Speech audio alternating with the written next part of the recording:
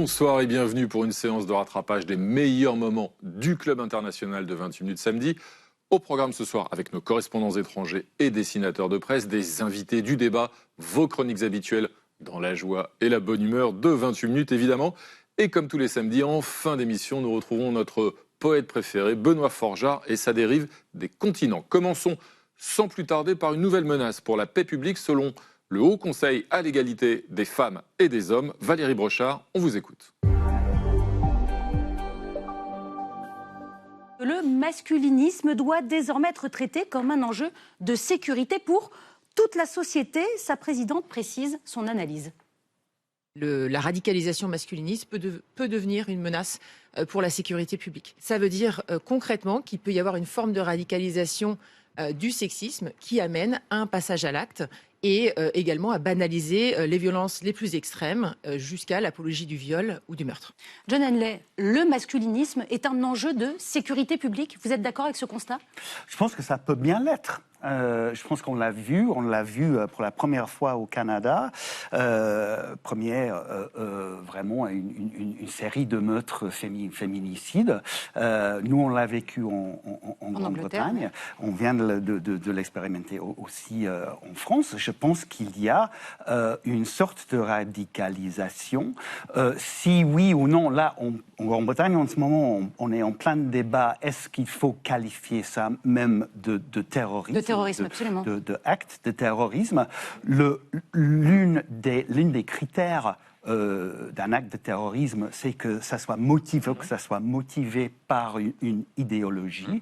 Est-ce que cette haine de la femme est une idéologie ? Je pense qu'il faut pencher sur cette question-là. Karim Abric, en France, en tout cas en juillet dernier, pour la première fois, il y a un jeune homme qui a été écroué et mis en examen pour un projet d'attentat masculiniste. Et c'est d'ailleurs la justice antiterroriste qui a été saisie de ce dossier. Alors il y a la qualification qu'évoquait à l'instant John Henley, et puis il y a la prévention, justement, notamment sur les réseaux sociaux. Est-ce que c'est effectivement une menace qu'il faut prendre au sérieux d'une part et qui nécessite une politique de prévention pour s'en prémunir ? Oui, c'est sûr qu'aujourd'hui, quand on regarde ce qui se passe sur les réseaux sociaux, ça devient un vecteur de radicalisation pour toutes sortes de choses. Donc, ça me préoccupe. Ça, c'est sûr et certain. Mais en même temps, je pense qu'il faut éviter le côté un peu deux poids, deux mesures. Je pense qu'il y a beaucoup de choses qui menacent la sécurité des femmes, qui menacent l'égalité homme-femme. Il y a la question du masculinisme. Oui, il faudrait savoir d'où ça vient, parce que là, on parle du symptôme, mais on ne comprend pas finalement d'où viennent les causes. Pourquoi il y a des jeunes qui se retrouvent à être attirés vers ce type justement de cette haine des femmes? Qu'est-ce qui manque? Qu'est-ce qui fait? Est-ce qu'on assiste à une forme de déconstruction? Donc, ils se retournent à avoir une haine contre les femmes. Donc, il y a cette idée de traiter la cause de ce masculinisme. Et ensuite, le deux poids, deux mesures. C'est-à-dire, moi, je trouve qu'il y a beaucoup de choses qui menacent la sécurité des femmes et on ferme les yeux.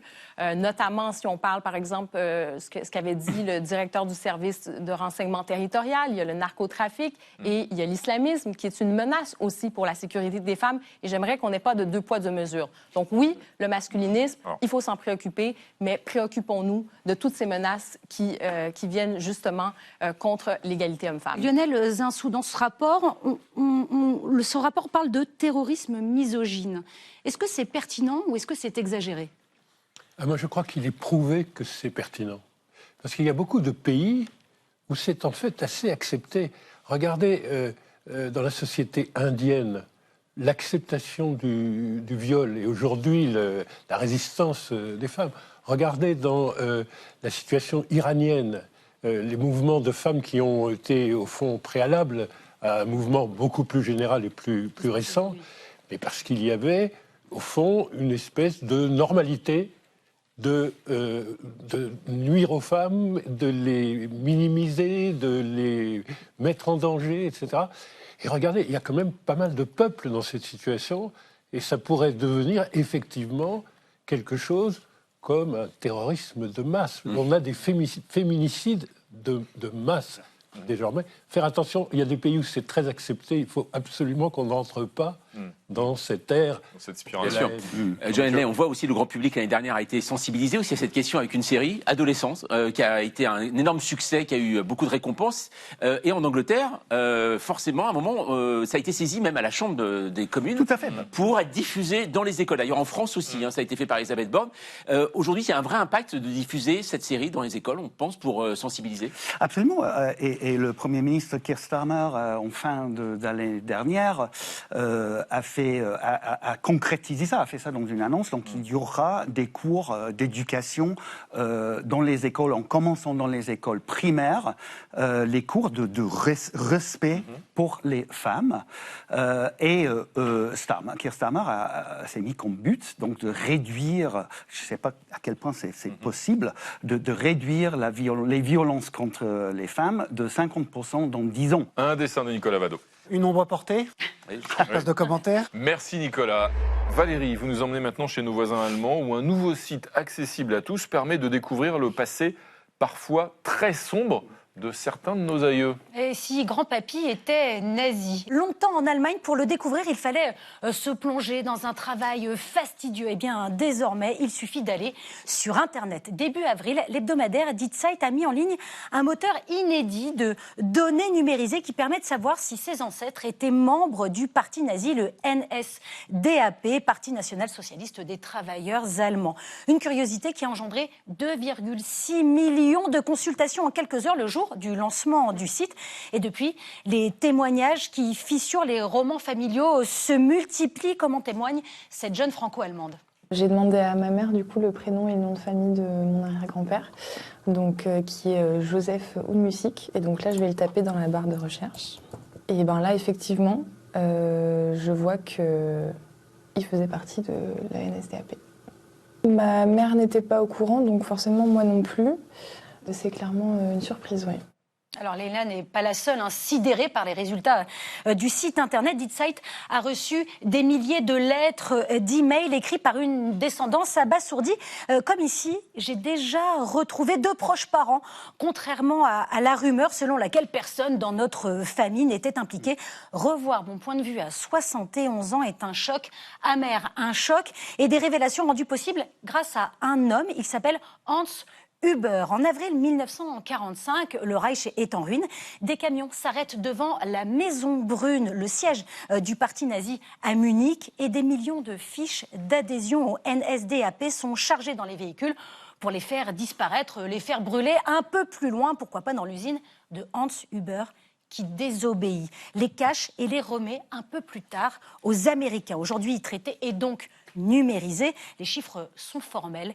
10,2 millions d'Allemands ont adhéré au parti nazi, alors avec parfois évidemment toutes les pressions qu'on imagine, mais sans aucune obligation officielle. Des millions de fiches dans lesquelles on découvre des ouvriers, des fonctionnaires, des enseignants. Tout un nouveau champ d'enquête pour démêler les ressorts du fanatisme, de l'opportunisme ou du suivisme. Et comme un révélateur chimique, ce moteur de recherche transforme la mémoire collective en vérité intime, car l'Allemagne, souvent citée en modèle pour son travail de mémoire, ne reste pas moins traversée par des angles morts. D'après le Deutsche Welle, plus de 2/3 des Allemands pensent que leurs ancêtres n'étaient pas impliqués dans les crimes nazis.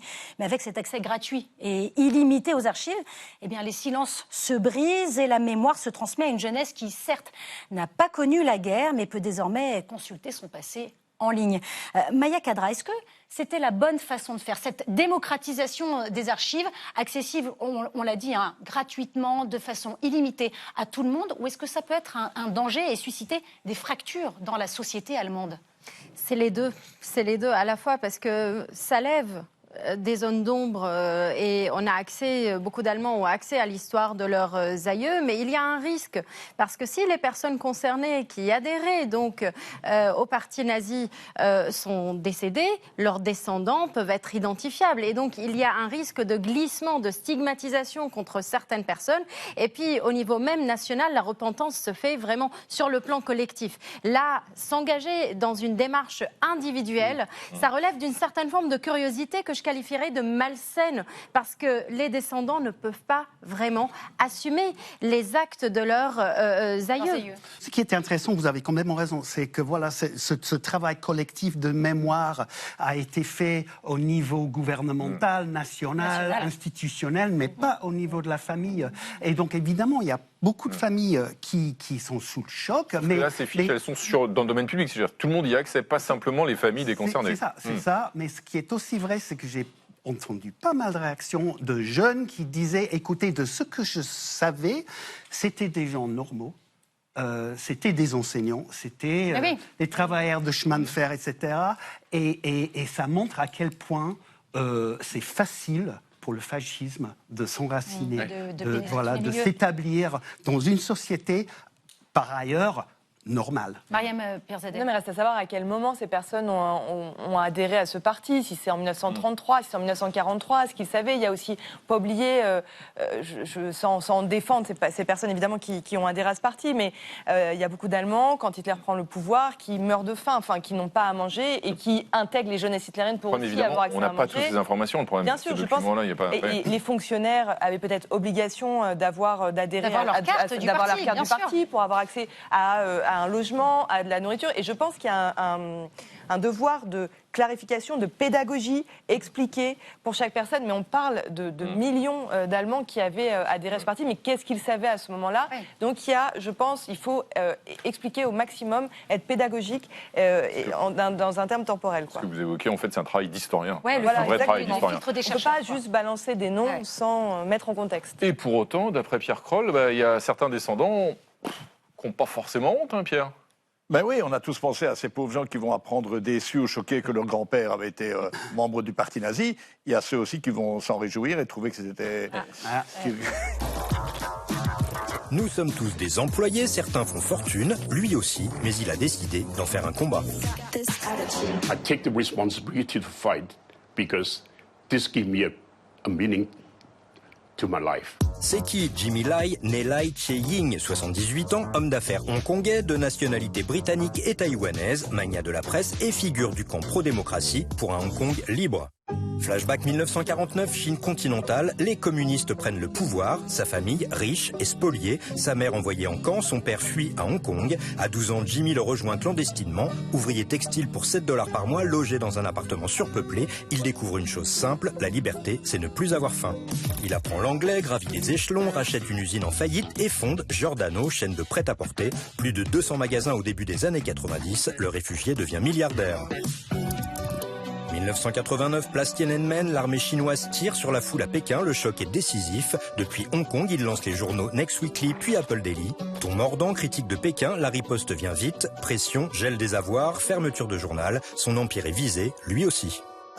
Once we give up fighting for our freedom and democracy, we are kind of giving up our dignity as a human.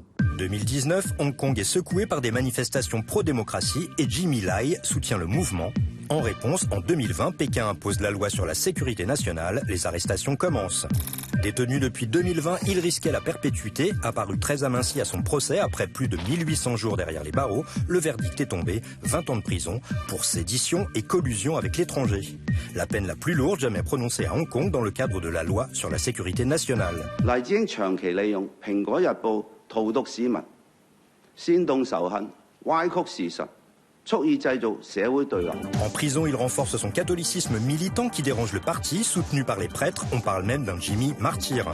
Et finalement, pourquoi lui? Parce que son nom devient symbole de test pour la Chine qui affirme toujours plus son autorité et pour les démocraties qui doivent décider jusqu'où la défendre. Alors, Richard Verly, qu'est-ce qu'il incarne, Jimmy Lai, justement? Pourquoi est-il l'objet d'une condamnation aussi lourde? Et ce fameux slogan qu'on avait en tête en 1997, au moment de la rétrocession de Hong Kong, un pays, deux systèmes, il est déjà mort, il est déjà disparu, de fait. C'est pour ça qu'il incarne deux choses. Il incarne la résistance pour la démocratie et aussi la résistance de Hong Kong.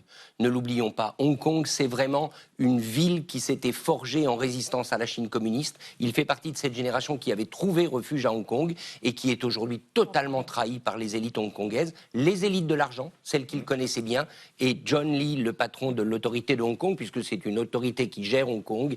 Ce qu'il a dit est absolument totalement indigne. C'est aujourd'hui un territoire qui est totalement verrouillé par la Chine. Quand on a connu Hong Kong avant, je peux vous dire que ça fait souffrir.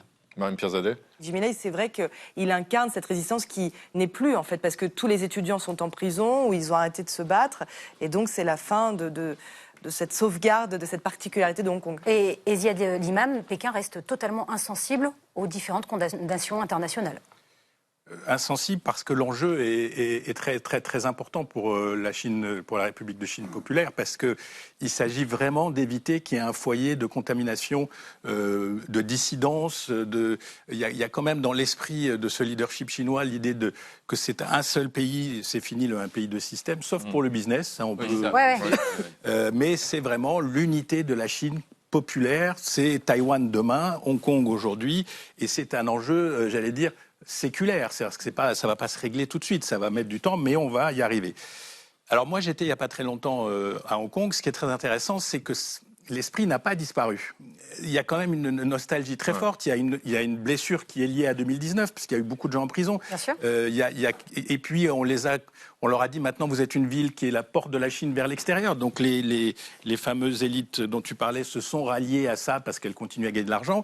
Mais Hong Kong est une ville meurtrie, ça c'est clair, et ça l'est toujours aujourd'hui. Un dessin de Patrick Chapat. Moi, je trouve qu'on dit beaucoup de mal de la Chine sur ce plateau. Je voudrais quand même rappeler que la Chine est un modèle, développement du solaire, démocratisation de l'électrique et puis la suppression du papier.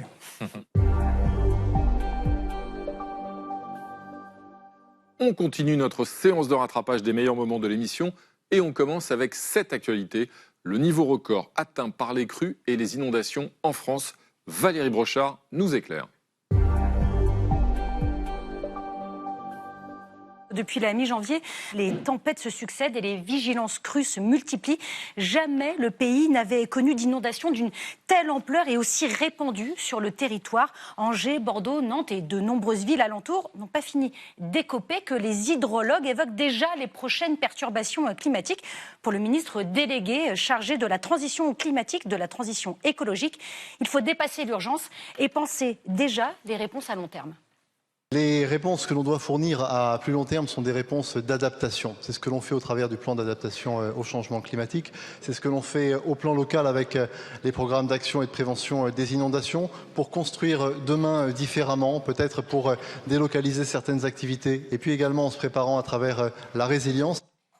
Juan José Dorado, en octobre 2024, dans la province de Valence, l'Espagne a connu des épisodes de crues dantesques, exceptionnels, qui ont fait plus de 200 morts, je crois, des milliers de blessés, autant de conséquences dramatiques. Comment vous regardez ce qui se passe en France et quelles leçons vous pouvez peut-être nous apporter aujourd'hui ? Difficile d'apporter des réponses à la France parce que vous avez quand même quelques années des préventions devant l'Espagne. Mais ce qu'il faut reconnaître, c'est que malheureusement, aujourd'hui, nous n'avançons que quand il y a des grosses catastrophes naturelles.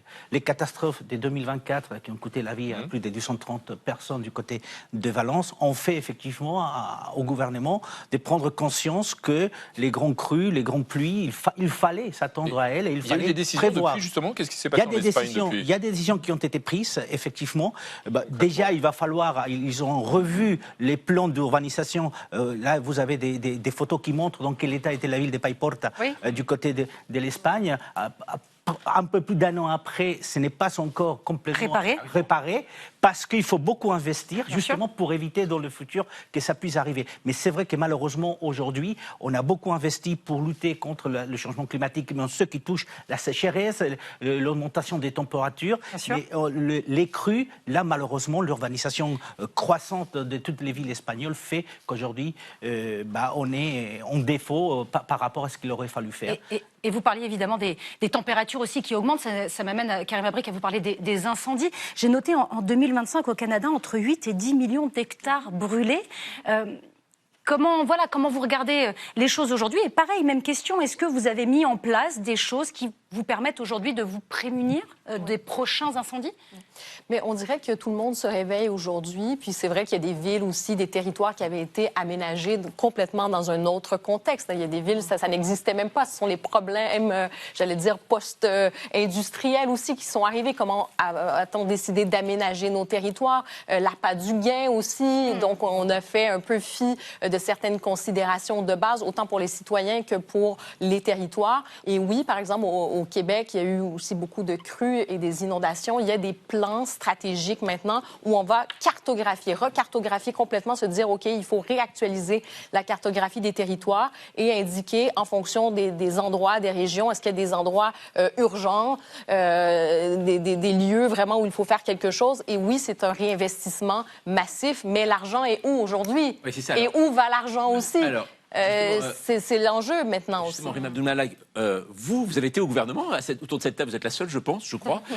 Voilà, ici, mais quand on voit ce genre d'exemple-là qu'on vient de citer, les inondations, les feux, on dit toujours gouverner, c'est prévoir. Et anticiper. Est-ce que ça veut dire aussi que ce genre de choses n'alimente pas une certaine défiance envers aujourd'hui des gouvernements qui ne font rien? Il y a beaucoup de choses qui sont faites. Il y a énormément de plans d'anticipation. Même moi, pour la culture, on avait fait des plans d'anticipation par rapport au réchauffement climatique, par rapport au risque de crues, pour des réserves des musées.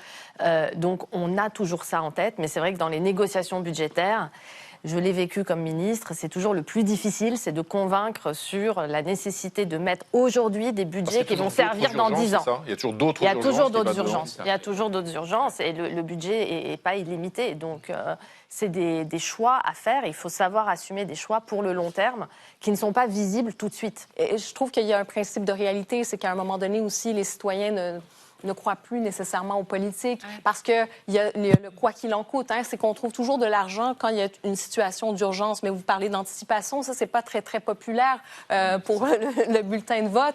Et ensuite, on fait des choix aussi. En ce moment, on aurait intérêt à se retourner vers la diplomatie, la paix. On parle de ce qui se passe en Ukraine après 4 ans. Il y a des milliards de dollars maintenant. On est dans une logique, se dire, il faut se réarmer. Oui, certes, il faut se réarmer, mais c'est beaucoup de milliards de dollars, d'euros pour ce réarmement. Et on a de l'argent pour ça, mais il faut faire des choix. Donc, on ne peut pas mettre de l'argent partout aussi. Et ça aussi, c'est une responsabilité. Rima Abdul Malak, il y a ce problème de confiance aussi entre les gouvernants et les citoyens, justement les électeurs, qui ne font plus forcément confiance. Oui, malheureusement, c'est pas nouveau. Après, je pense que moi, j'évite de faire des trop grandes généralités. On a aussi des élus locaux qui sont extrêmement engagés. Ces décisions ne relèvent pas uniquement de l'État et d'en haut. C'est forcément imbriqué avec des décisions locales quand il s'agit de déplacer des rues entières, des villages et d'anticiper sur plusieurs années des relogements, etc. Et sur énormément de situations très locales, en fait, ce travail se fait concrètement entre le gouvernement et des élus de tous bords politiques qui sont pragmatiques et qui veulent faire avancer les choses. Un dessin de Pierre Kroll. Oui, voilà, tout simplement. Est-ce que l'avenir, c'est ça? Vivre toujours prêt? C'est à vous, Jean-Mathieu. La télé des autres, bien sûr. Vous l'avez regardé cette semaine. En l'occurrence, vous avez regardé la télé italienne, qui est fascinée par une étrange apparition, presque un miracle. Eh ben oui, incroyable. Alors, en Italie, j'ai regardé la télévision, et là où un débat fait rage, figurez-vous, dans le pays, Giorgia Meloni est-elle un ange? Alors attention, non mais pas n'importe quoi, un vrai, une envoyée du Seigneur sur terre pour protéger la patrie, et vous allez voir, en plus, les preuves sont irréfutables. In San Lorenzo in Lucina, non il crocifisso di Guido Reni o il busto realizzato dal Bernini ad attirare nella basilica, meta di fedeli da 1500 anni, dove è conservata la graticola del martirio di San Lorenzo, che sorge su una domus romana, meta da ieri di laico pellegrinaggio, è una figura che con l'arte sacra sembrerebbe entrarci poco, un volto che avrebbe le fattezze di Giorgia Meloni, tanti curiosi per accertarsi che il dipinto le assomigli davvero. Alors, est-ce bien Giorgia Meloni sur cette fresque d'une chapelle de la basilique San Lorenzo in Lucina à Rome? L'affaire est partie en fait d'un article du journal La Repubblica qui était parti dans cette basilique pour vérifier une rumeur qui était montée sur les réseaux sociaux, soi-disant qu'un ange de San Lorenzo aurait les traits du visage de la chef du gouvernement italien. Alors rien à voir, je suis désolé Renaud, avec une opération du Saint-Esprit, mais plutôt avec le travail d'un artiste bénévole, le sacristain Bruno Valentinetti. Voilà, alors c'est lui. 2 ans plus tôt, il s'est lancé, donc bénévolement, dans la restauration de la fresque de la chapelle et explique ne pas trop savoir comment ce visage est apparu, ce qui ressemble à Giorgia Meloni, on ne sait pas. À La Repubblica, il précise avoir travaillé sur ce qui existait déjà, avant d'ajouter à propos de Meloni, je n'ai rien à voir avec elle, je ne suis pas de droite, je ne me souviens même plus depuis combien de temps je n'ai pas voté. Donc acte, cette ressemblance même un peu frappante, on peut dire ça comme ça, ou alors peut-être s'agit-il finalement, on va dire, d'une apparition miraculeuse. Et vous allez le voir, le curé de la basilique, lui, il a un avis assez tranché dessus. L'ha rifatti come erano già nel 2000, che non c'entra niente con la Meloni. Lui dice che c'è una certa somiglianza, io dico che c'è proprio una... Voilà, très net. En tout cas, alors la première intéressée, Giorgia Meloni, a réagi sur Instagram avec ce message. Je ne ressemble définitivement pas à un ange, prenons l'affaire à la légère. Et ça n'a pas été le cas de l'opposition en Italie, notamment du mouvement 5 étoiles, qui, à propos de cette histoire, a déclaré que l'art et la culture ne devaient pas devenir un outil de propagande ou autre chose, indépendamment du fait que le visage représenté soit celui de la première ministre. De son côté, Bruno Valentinetti insiste, ce n'est pas le visage de Giorgia Meloni. Arrêtez un moment avec ça, mais rien à faire. L'information insolite devient un débat polémique. Pour apaiser la situation, le ministère de la Culture envoie une équipe sur place pour vérifier, pour savoir est-ce que c'est vraiment le visage de Giorgia Meloni. Mais nouvelle polémique là. Bah oui. Le gouvernement n'a-t-il vraiment que ça à faire? Ça, en tout cas, c'est la question que pose l'essayiste et journaliste Massimo Gramellini. Quindi, riassumendo, mentre la Sicilia frana, mentre Torino brucia, mentre Milano si prepara ad accogliere l'AIS di Trump, il nostro governo si dedica alla vera emergenza. Quell'angelo è o non è Giorgia Meloni? Bon, finalement, personne ne veut trancher cette affaire, alors qu'est-ce qu'on fait? On en appelle à l'église, c'est normal. Et là, le vicariat de Rome a pris ses responsabilités par un communiqué, après avoir, je cite, constaté donc que l'œuvre présentait des physionomies non conformes à l'iconographie originale ou au contexte sacré. La restauration a été effacée, et c'est là où tout se termine, puisque après avoir nié pendant une semaine, Valentinetti a finalement reconnu qu'il s'était bien inspiré du visage de Giorgia Meloni. Le suspense était quand même assez fort pour sa restauration. Alors, chez lui, est-ce un sentiment du cœur ou militantisme de la part de l'artiste bénévole? Nul ne le sait. En tout cas, Daniele Zappala, cette polémique, on le voit, alors c'est vrai qu'au départ ça peut faire rire, mais ça a pris vraiment une grande proportion en Italie parce que ça peut rappeler aussi certaines heures à une époque où on rendait hommage au chef de gouvernement, notamment à Mussolini. Oui, c'est d'abord un coup d'autopromotion génial, mais c'est vrai que cela a rappelé ces heures complètement sombres et aussi, il faut le dire,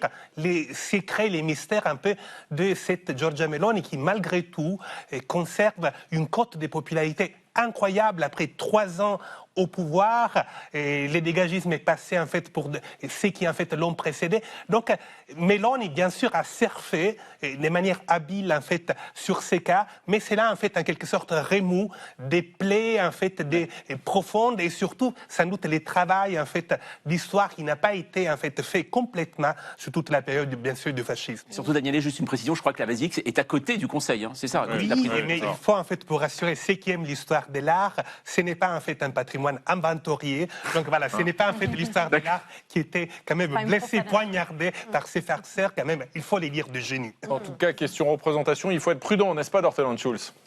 Oui, mon petit conseil, prudence dans le choix du restaurateur de fresques. Fresques restaurées par un fan d'Hitler et de Mickey.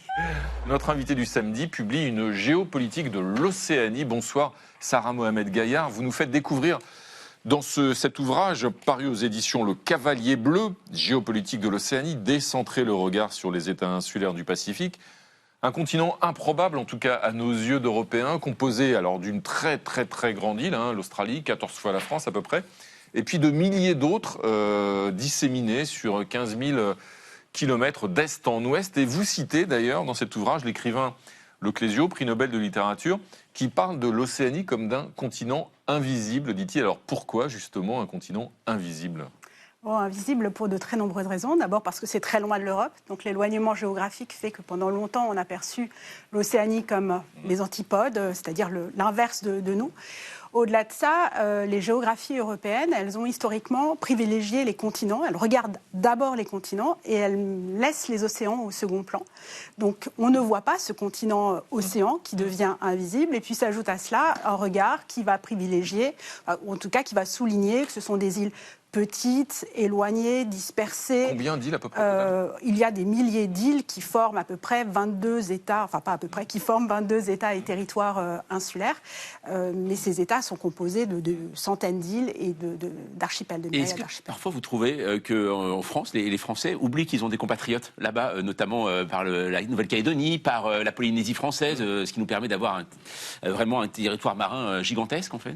Alors oui, je pense que la France, elle oublie très souvent ses outre-mer en général et puis ceux du Pacifique en particulier parce qu'ils sont... Pas si loin que ça pour la France, en fait, comme dit Jean-Mathieu. C'est la France aussi. Oui, c'est la France, mais c'est quand même à plus de 20 000 km de la France. Vous mettez plus de 20 heures de vol pour y accéder. Il y a un décalage horaire qui fait que quand c'est le jour ici, c'est la nuit là-bas. Enfin, c'est très compliqué de se projeter dans un quotidien où, en tout cas, ces îles d'Océanie font partie de notre actualité. Et c'est pourtant bien dommage parce qu'il s'y passe plein de choses passionnantes. Vous dites qu'on ne les voit pas et qu'on les oublie, mais on a quand même plein de clichés, plein d'images d'Épinal. C'est lesquels les plus répandus? Il y a de nombreux clichés répandus, mais là, je vois cette image et celui qui me vient en tête, c'est l'idée de la douceur de vivre. C'est-à-dire de la verdure. La plage, le lagon, où vous êtes bien, il fait chaud. Voilà, les insulaires sont accueillants et sympathiques. Et donc, on a cette idée. Les femmes polynésiennes, je pense, souffrent encore de cette image de la vaïnée qui les réduit à une figure sexualisée. Mais globalement, voilà, cette idée de l'île paradis qui cache derrière un quotidien qui est loin d'être paradisiaque, qui est marqué par des inégalités extrêmement fortes entre les États, à l'intérieur des sociétés insulaires, qui marque aussi, on le voit ici, finalement, parfois une pression de densité qui est pas négligeable et qui se concentre sur certaines îles, sur l'île capitale, et ça va poser des problèmes d'aménagement, d'habitat qui sont insalubres, de gestion des déchets, de pollution des lagons, etc. C'est aussi une zone, d'un point de vue stratégique, extrêmement convoitée par les grandes puissances, notamment la Chine. La Chine, l'Océanie, la Chine s'intéresse à... Alors la Chine ne s'intéresse pas. La Chine est devenue un acteur central de l'Océanie depuis 20 ans maintenant. Et la rivalité, la concurrence entre la Chine et les États-Unis s'inscrit de plus en plus dans ce théâtre régional. Et les États insulaires indépendants essayent de tirer leur épingle du jeu, en tout cas ne pas avoir à choisir, ne pas être pris en étau entre ces deux concurrents. En jouant peut-être de l'un contre l'autre. En jouant de l'un et de l'autre, pas forcément, ils ne veulent pas jouer de l'un contre l'autre, parce que désigner un ami, c'est désigner dans ce cas-là un ennemi, mais c'est essayer de tirer leur épingle du jeu, de pousser leurs propres intérêts nationaux et régionaux en naviguant entre les deux. Merci Sarah Mohamed Gaillard d'être venue explorer avec nous cette géopolitique de l'Océanie sur le plateau du Club international de 21 samedi. Un dessin de Patrick Chapat. Oui, parce que c'est intéressant d'entendre parler de cette région au-delà des clichés. On va pas se mentir, Renaud, quand on vous dit région Pacifique, vous voyez quoi dans votre tête? Non mais sincèrement, vous voyez ça? Mais voilà, au-delà des clichés, la réalité géopolitique est moins, riante. Notre invité du samedi, le chanteur, auteur et compositeur québécois Pierre Lapointe, 20 ans d'une carrière à succès outre-Atlantique, de multiples récompenses. Bonsoir Pierre Lapointe. Bonsoir. Bienvenue à vous, parce que c'est connu, les gens heureux n'ont pas d'histoire. Vous racontez les histoires tristes de gens malheureux. Vous le faites notamment dans votre dernier album, 13 chansons démodées pour ceux qui ont le cœur abîmé. Être démodé, Pierre Lapointe, c'est un bon calcul, parce qu'être démodé, c'est le meilleur moyen de durer, non? De ne jamais être démodé, en fait. C'est ce que je dis depuis des années, c'est ce que j'ai fait depuis mes débuts. J'ai toujours un peu surfé sur les vagues. Je suis très, très au courant de tout ce qui se passe en mode, en design, en musique, en architecture. Votre côté publicitaire, c'est ça? Mon côté publicitaire, mais j'ai jamais voulu correspondre à ce qu'il faut au moment où ça se passe. C'est une volonté aussi, en me nommant moi-même créateur de chansons démodées, de dire, je fais pas de la musique électro, j'appartiens à une tradition, de la musique de la grande chanson des années 50, 60, 70. Et je suis un petit enfant de cette époque-là et j'ai envie de faire des objets qui perdurent dans le temps. On va écouter tout de suite un extrait d'un duo que vous chantez avec Voyou. Oui. Ça s'appelle « Fallait pas les inviter ». Fallait pas nous inviter. Fallait pas nous inviter. Voilà, mais si, il fallait vous inviter, on va voir ça tout de suite. Oui. Écoutons. On n'est pas venu jusqu'ici pour se faire engueuler, on n'est pas venu jusqu'ici pour se faire chier. On se disait justement que la vie c'est décevant, que tout s'éteint usé par le poids du temps. Si t'es du genre à juger ceux qui crient la liberté, à juger les gens qui savent s'amuser, pas de problème avec nous, t'as qu'à dire et on s'en fout, on va s'en aller où le ciel est plus doux. Désolé mais fallait pas nous inviter, désolé mais fallait même que vous aimez les chansons tristes, mais ça c'est extrêmement joyeux. En fait. C'est un peu très joyeux pour vous ça. C'est l'erreur sur l'album. Voilà. Ce qui arrive, c'est que cette chanson-là a été créée avec Voyou il y a à peu près 2 ans. Ouais. Voyou, j'ai rencontré, il faisait mes premières parties à Montréal, au Francophonie et tout, puis on est devenus amis. Et puis on a dit, on va écrire quelque chose ensemble. Et les deux, on est amoureux de musique brésilienne. Et sans s'en rendre compte, c'est ce qui est sorti de nous, une chanson hyper up-tempo. Mais c'est un peu un extraterrestre par rapport au reste des chansons. Alors, du Québec en France, c'est vrai qu'on connaît souvent des chanteurs et chanteuses à voix puissante. Hein, Céline Dion, Garou, Isabelle Boulay. Donc on peut chanter sobrement au Québec? Oui, mais j'ai une voix très puissante aussi. J'en suis sûr. Mais par contre, là, on surjoue un peu, quoi, Garou. Mais je peux chanter. Mais non, en fait, il y a beaucoup de chansons à texte chez nous. Il faut savoir que le pont entre le Québec, le Canada francophone et la France, depuis les tout débuts, ça naît. Il y a des chanteurs qui ont commencé ici, même Félix Leclerc, qui est notre grand maître à penser de la chanson. Il y a même une autoroute au Québec qui traverse le Québec qui porte le nom de Félix Leclerc. Donc Félix est venu chanter à l'époque à Bobino. Les Français, il était plus connu en France qu'au Québec à l'époque. Dans Madame, je vous dis bonsoir, vous voyez la mort. Oui. Pourquoi? C'est pour la tenir à distance ou c'est justement parce que vous la connaissez bien et du coup vous essayez de l'amadouer? Je pense que c'est un très beau personnage, la mort. À une époque, j'ai sorti un album il y a une dizaine d'années qui portait le titre de Punkt. Et mon but, c'était de réfléchir sur qu'est-ce qui était le thème le plus populaire de l'histoire de l'humanité. Premier réflexe, c'était de dire « Ah, c'est l'amour ». Mais après réflexion, je me suis dit « Mais c'est la mort ». La mort, elle est partout. On parle du chien de la voisine qui est décédé, des morts qu'on a connus, des gens qui sont décédés, qui nous habitent encore, qui sont encore dans notre quotidien. Et donc, la mort, moi, m'obsède depuis que je suis enfant. C'est devenu un truc... j'ai été conscient très très jeune du fait que j'étais éphémère. Ça m'a fait faire une dépression. Et j'ai décidé... je pense inconsciemment, de devenir créateur pour réussir à laisser des traces et réussir à vivre plus tard qu'elle. Donc, le fait de lui donner un visage, de la nommer, de lui parler, je pense que c'est une façon d'apprivoiser aussi cette fin qui nous attend tous. Oui, absolument, absolument. Vous avez raison de le rappeler. Merci Pierre Lapointe. La musique, vous avez baigné dedans, racontez-vous, vraiment toute petite, vous êtes née dedans. Je crois qu'il y avait 6 pianos à la maison, c'est ça? Tout à fait. Je viens d'une famille de musiciens. Donc, à la maison, la musique, c'était vraiment ça fait partie de tous les jours. Et non seulement à la maison, puisque Cuba, c'est une île très musicale. On entend la musique partout, en chanson de l'école. On fait la musique, voilà, donc à la maison. Et donc, je chantais à la chorale de ma mère et mon père aussi, musicien.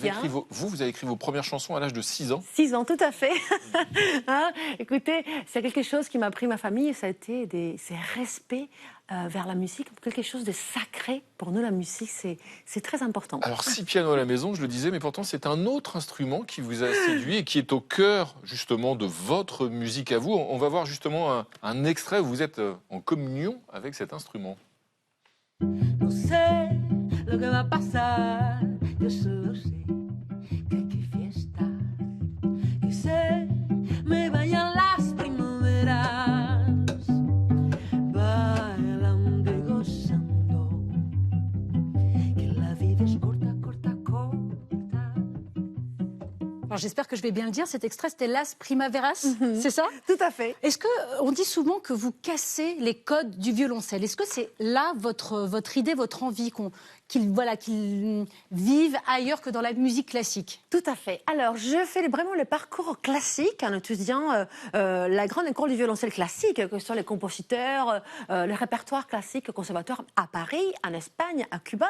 Mais il y avait quelque chose aussi, toujours, à moi, qui m'attirait vers la musique latino-américaine, puisque c'était celle-ci qu'on entendait dans toutes les rues à Cuba. Donc, je mélange le latin jazz, la musique comme le merengue, la salsa, le tango, la cumbia, avec la musique classique. Pourquoi le violoncelle? Qu'est-ce qu'il y a de particulier pour vous, le violoncelle? Vous lui avez donné un nom à votre violoncelle, d'ailleurs? Je suis complètement tombée amoureuse du violoncelle, de la première fois. Vous dites que c'est l'instrument de votre vie, c'est ça? L'instrument de ma vie. Je pense que cet instrument, j'ai passé plus de temps avec le violoncelle qu'avec personne dans ma vie. Hein?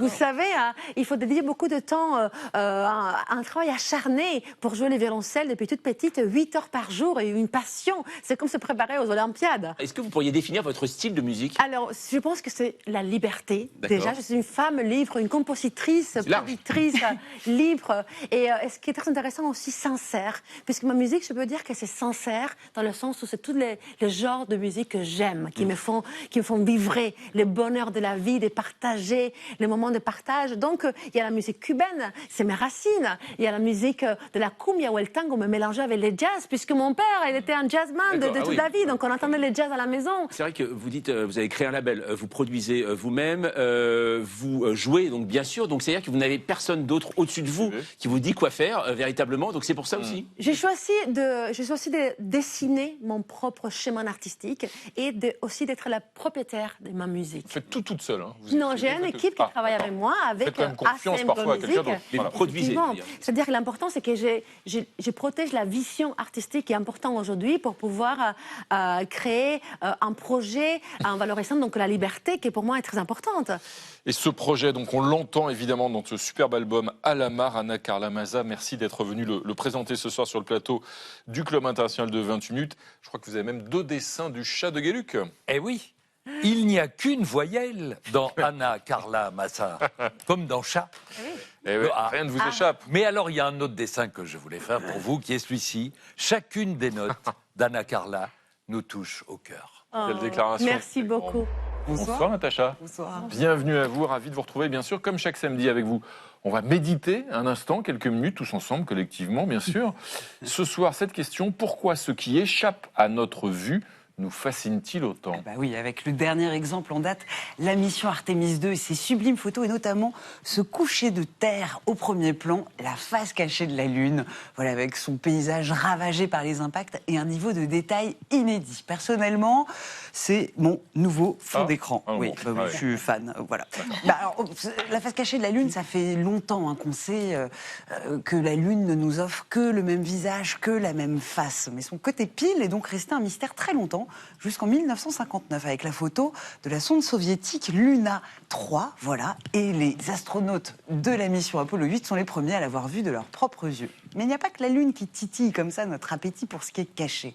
L'infiniment petit, un virus, une cellule, l'infiniment grand, les galaxies lointaines, ce qui est trop lent pour nos yeux, le mouvement d'une fleur qui s'ouvre. On ne cesse de repousser sans cesse la limite du visible, et à chaque fois ces images, c'est toujours le même effet waouh, et je vous parle même pas de la première échographie. Mais est-ce que cette fascination, Natacha, ne tiendrait pas aussi au fait que nous ne sommes pas une espèce tout à fait comme les autres?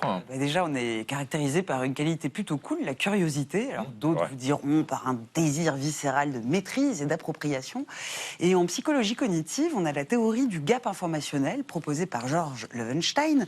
En fait, c'est quand une information nous manque, ça crée une tension mentale qui nous pousse à chercher. C'est pas l'ignorance totale qui crée la curiosité, c'est la demi-connaissance qui va nous pousser justement à vouloir connaître. Ce qu'on entrevoit, c'est ce qui nous donne envie du reste. Et c'est exactement le ressort du conte de Barbe Bleue de Charles Perrault. Cette unique porte qu'on n'a pas le droit d'ouvrir, voilà, cette impossibilité de voir crée irrésistiblement le désir de voir. Ce qu'on ne peut pas voir stimule notre imagination, bien sûr. Voilà, puisque la face cachée de la Lune, si on reprend cet exemple, ça a inspiré de nombreuses œuvres, des nanars avec des nazis planqués dans Iron Sky, ou des robots géants dans Transformers 3, ou des chefs-d'œuvre comme dans 2001, l'Odyssée de l'espace, et son monolithe tapis dans l'ombre.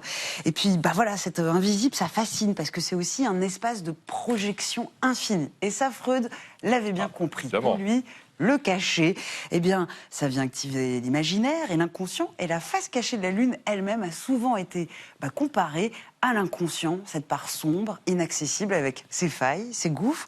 Et alors tout ça, cette soif de l'invisible, c'est quelque chose de nous assez essentiel. Nous sommes des animaux curieux et surtout de grands enfants en perpétuelle quête d'émerveillement. Et oui, c'est vrai, la face cachée de la Lune, objet de fantasme, c'est tellement vrai. Merci. Merci Natacha. Un dernier dessin de Pierre Kroll. Oui, voilà, un petit clin d'œil. Parfois, ce qui est caché mérite peut-être pas nécessairement Bonsoir Renaud. Pour riposter au gris muraille avec lequel certains tentent de peindre le monde, je viens ce soir vous parler couleurs. Vous l'avez appris à l'école ou sur YouTube, les couleurs n'existent pas en soi. Sans moi pour le regarder, sans vous pour en faire autant, le drapeau bleu-blanc-rouge n'est ni bleu, ni blanc, ni rouge. Son tissu réfléchit la lumière en vain. De même, la pomme verte dans la cuisine, dès que j'ai le dos tourné, cesse d'être verte. Bien sûr, sa surface continue à absorber certaines longueurs d'onde, mais s'il n'y a pas un œil pour le capter, pas de vert. Ce constat pourrait avoir pour effet de nous pousser au narcissisme. On aurait vite fait de se dire que sans nous pour en percevoir les effets, sans nous pour vibrer, ce monde est nul. Il y aurait de quoi se faire pousser un melon énorme, ce qui n'est pas le but de cette chronique, loin s'en faut. Rappelons que nous autres humains ne sommes pas les seuls destinataires des phénomènes du visible. Pour Sylvain, par exemple, qui pas plus que les autres chiens ne perçoit le rouge, le drapeau national est bleu, blanc, vert, ce qui ne l'empêche pas d'être patriote. Quant à la crevette menthe, elle voit carrément des couleurs que nous ne pouvons concevoir. Ainsi faut-il au contraire avoir la modestie de considérer que la réalité se présente à nous de façon incomplète. Des informations nous échappent, l'univers ne nous dit pas tout, et certains qu'on prend pour des billes savent des choses que nous ne savons pas. À présent, approchez votre écran. Voici, pour les déprimés nombreux qui m'écoutent, un jaune sieste fin d'été hors tiède, soleil souvenir de 17h, idéal pour chasser les idées noires. Je vous laisse en profiter quelques instants.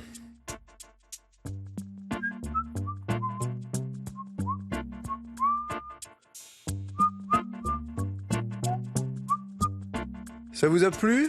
Alors rendez-vous bientôt ici même pour d'autres séances de chromothérapie, bon moyen de court-circuiter l'idée comme quoi les écrans nuisent à la santé et que le service public ne sert à rien.